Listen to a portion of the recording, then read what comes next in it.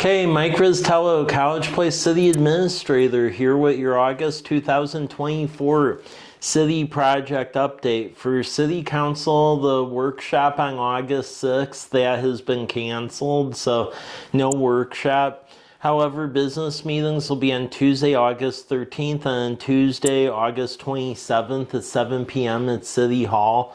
Major items of discussion which will occur will have to do with the strategic plan. We mentioned this at past meetings. There's a survey out now that the community can take advantage of that we've been advertising on social media. But the last strategic plan, for the most part, was completed over 7 years ago, so it is time for a substantial update. And that guides essentially goals and objectives of the city, also the vision, and then everything that the community wants to accomplish. So please fill out the survey today so we know what's going good, what isn't going good, and what really your ideas for the future are. But council will be taking a deep dive into that all this month. Also, we will be kicking off the process for fiscal year 2025 budget. Hard to believe that's here already, but it is. So as part of that, there's a couple things you're going to see. This early on, the finance director will issue essentially a budget calendar. That'll be the meeting August 13th that lays out the time frames everything is at. Then additionally, by the time October hits, you will see 6-year plans that delves into our investment strategy for capital. So that's like road, sewers, water, storm, buildings, things like that, equipment, which is like vehicles, and then information technology. So the website for fiscal year 2025, the budget portal, they'll be going up shortly here at cpwa.us. So if there are any things that you would like to see on the capital list bumped up as far as investments on road infrastructure, there will be an email on that website to me. So Rizzitiello at cpwa.us. Shoot me an email, and then we'll see what we can do to get it prioritized. So that'll be a lot of what council is working on.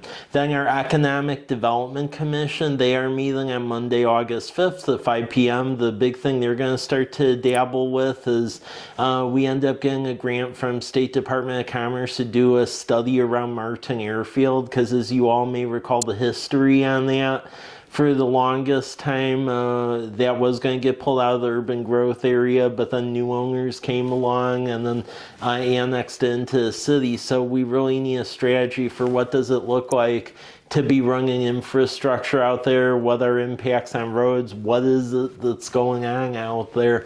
So you're going to see that plan really take form over the next year. So we're working with the developer and we'll be working with stakeholders, so the community and neighborhoods around it, to see how all that pencils out. The quarterly Utilities and Transportation Advisory Commission, that is August 8th, so that's coming up too. And they'll be starting to have discussions around the capital facility plan, transportation improvement plan, and then to get some federal grant money so we can start putting more sidewalks down the local streets.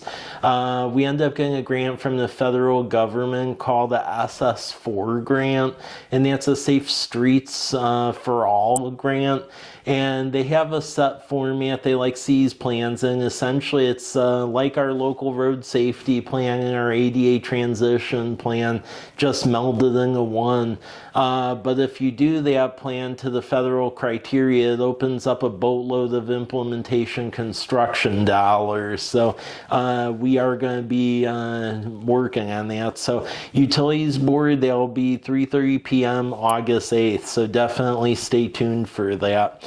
And then the Park Board, they'll be Friday, August 23rd at 8 a.m.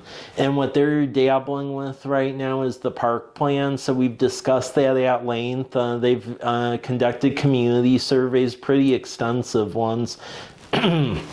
So they'll be going over the results, and then from that point really figuring out what the vision is for the next 6 years. It's key we get the park plan done by the end of the year, because you need a live plan that essentially gets redone every 6 years. Otherwise you're disqualified from state recreation conservation office dollars, and those grants are very important because essentially they paid for all renovations the day that Kiwanis Park, and I will also argue that about 50% of the investment that's going on at Lions Park is paid for through them. So if we lost the opportunity to get those grants, that would be a big deal. So we'll be going over that, and then also some design concepts for Veterans Park, because we do have a RCO youth grant, but then we're also going after a WWRP recreation grant through RCO, because through the initial designs and evaluation of the equipment that's out there, the equipment out there is given to the city by a developer. It's not commercial grade, so it really is not rated for a use it gets. So we're looking at the complete overhaul of that park. So basketball court, pickleball court, new playground equipment. It's actually meant for community use, and then a bathroom. So really nice investment, but we need to figure all that out. So that'll be part of the park plan. And also we recently initialed our Forest Service grant. So the park board's going to be heavily engaged in that. So through U.S. Forest Service and this nonprofit called River Network, we end up getting a grant for about $720,000, and that's going to be putting in trees along the Whitman Drive multi-use path along Martin Airfield, and then also the new east-west road at the new Stone Creek development and Majania Road. But figuring out of our tree list what types of trees, because our tree list is pretty extensive, and then just the spacing and everything else. And with Whitman Drive, we actually need to run irrigation and water out there because right now it has nothing. So pretty extensive work. So park board is going to be heavily engaged in that. Fire department, we'll be doing a HVAC update to their structure, and that's being paid for by a state earmark essentially. So with that, you'll be seeing some interior upgrades over there, and they're always looking for volunteers, as I've mentioned, as I say during my usual spiel at these videos. Our fire department's very unique from like our neighbor because it's volunteers essentially being supported by the full-time staff. So it's really important to have a deep pool of volunteer firefighters, and then you have opportunities to either live at the firehouse if you so choose, or also get trained in wildland or EMT stuff. A lot of our volunteers are out fighting various wildland fires at the moment in the Northwest. So if you're interested in that, please call a firehouse, 509-529-6506, and talk Fire Chief Winger or Fire Marshal John Boos. For police departments, some things are going on there. We end up getting a good grant from the state to do flock cameras, and essentially with the flock cameras, those are not traffic ticket cameras. They just help with investigations where they just cycle through license plates and such. Those are installed all over the place, all over the United States. Very common technology, and it's greatly helpful when there's investigations and stuff. There'll be a public website about that where you can go deep dive more into it off of our main site. It's cpwa.us. Another big thing which council took the initiative to do at their last meeting. What they did is there was a design facility study for police department conducted, and the general ending of that was that we need a new facility. The existing facility, in fact I'm sitting in it right now, it was originally like chicken coops. It had lives as like student apartments, automotive. So as you can picture, not really meant for law enforcement. So This current facility, a little over 4,000 square feet. The actual need, because again, when you do these facilities, you plan for a future, is about 19,000 square feet. So we're definitely undersized. And the thing is, unlike a big question I always hear from the community, oh, well, go get grants to go pay for the whole thing. Well, the big issue there is that you can get grants for water, sewer, storm. Even then, you need a local match. This idea that you can get grants without a local match does not exist anymore. But especially for your core service agencies like your police and your fire, very hard to get grants. Only way you can usually get grants is if you're a really small city or if you have super violent crime rate. If you fall in the middle, you're pretty much out of luck.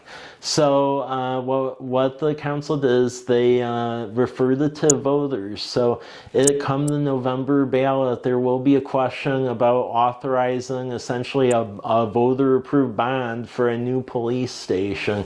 And the general idea here is to go put it really toward the south end of town, because a lot of the call volumes there, the school is there. I mean, that's a major activity center, and right by the state highway, right by the main road through town, College Avenue. And we are aggressively going after congressional directed spending dollars. I mean, we definitely just don't go with our hands out to voters. Like, we are trying to get money to lower that burden, but I'm just being very candid that the only way stuff like that can happen is really with bond dollars, because grants in general don't really exist for that sort of thing. So with that, there'll be information on the city website that goes over the schematics of what the plan is for this proposed police building and so forth. But yeah, just however you do it, just vote your conscience. It'll be on the ballot, so be aware of that. City Clerk's Office Farmers Market is at Kiwanis Park still for 7 p.m.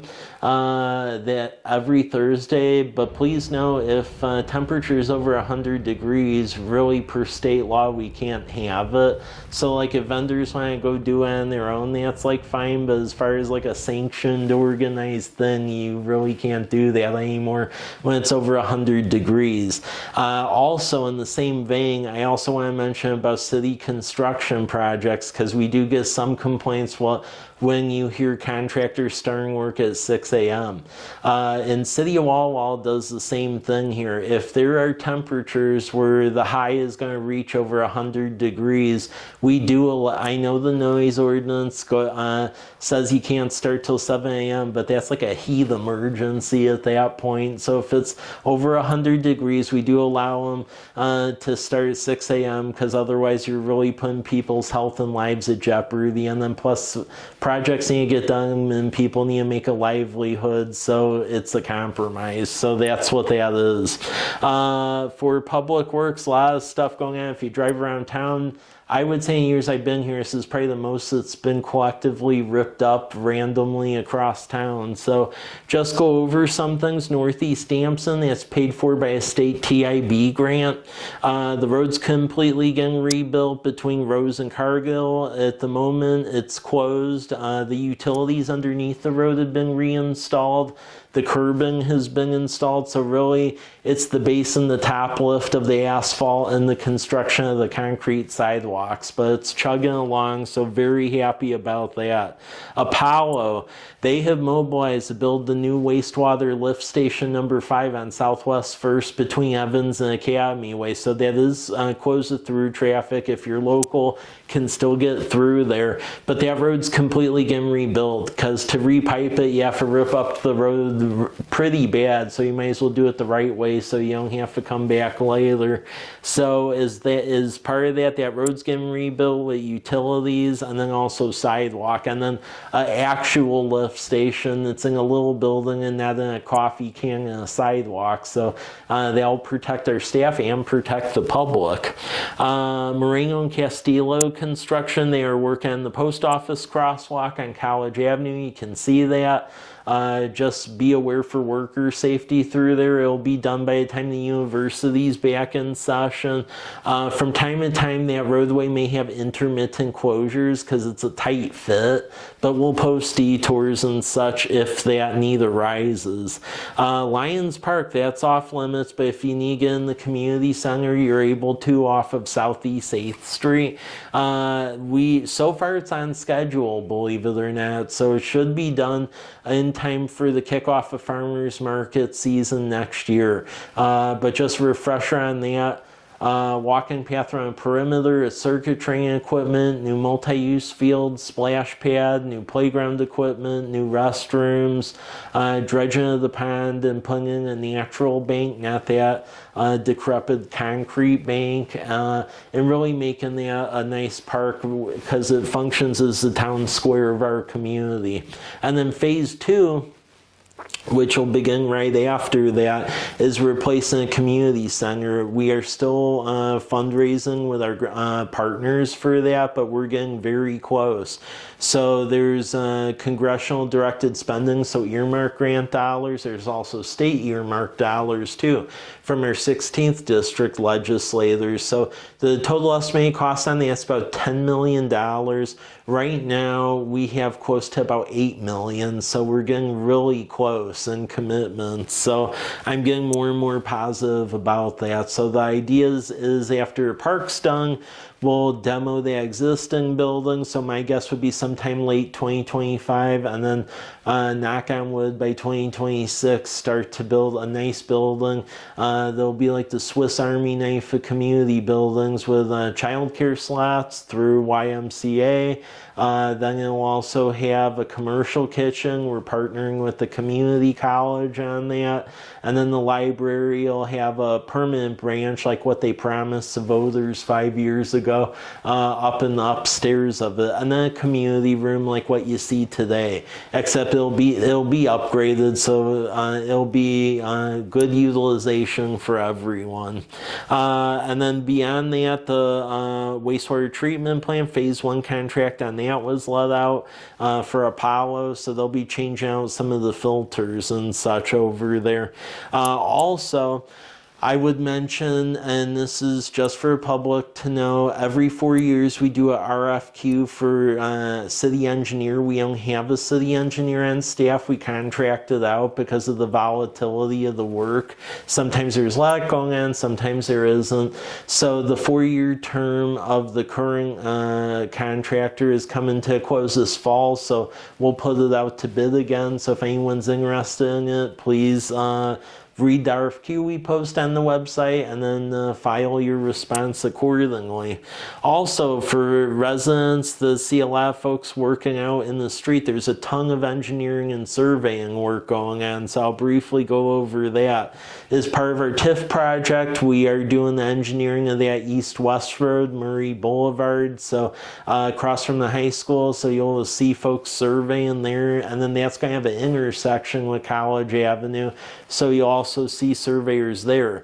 Southwest Majania Road, we have appraisal folks working on giving appraisals to some neighboring property owners because there's some strips of like 5 to 10 feet of right-of-way that we need from folks, so you'll see people out for that. Also, some community parking lots that really help bolster investment in our downtown. We're working on some deals with some property owners there, so if you see surveyors out, that's also why. Southeast 8th Street, we have a TIB grant for that, and the idea is to put a sidewalk down Southeast 8th wherever there's gaps from College Avenue all the way to Lions Park, so that's what that's about. Veterans Park, I mentioned that earlier, that is getting surveyed and engineered as we speak. And then also the new drinking water water tower, Reservoir 4, there's engineers evaluating that on the grounds of the treatment plan and such, and a lot of that's grant funded via earmarks, Water Resource Development Act bill through Army Corps and State Department of Health. So the idea with the water tower is to be able to get to construction, I would hope, knock on wood, in late 2025. So that is the general concept with all of that. So as usual, there is a lot going on. We're all staying on top of it. If we have any changes, we will let you all know. Thank you.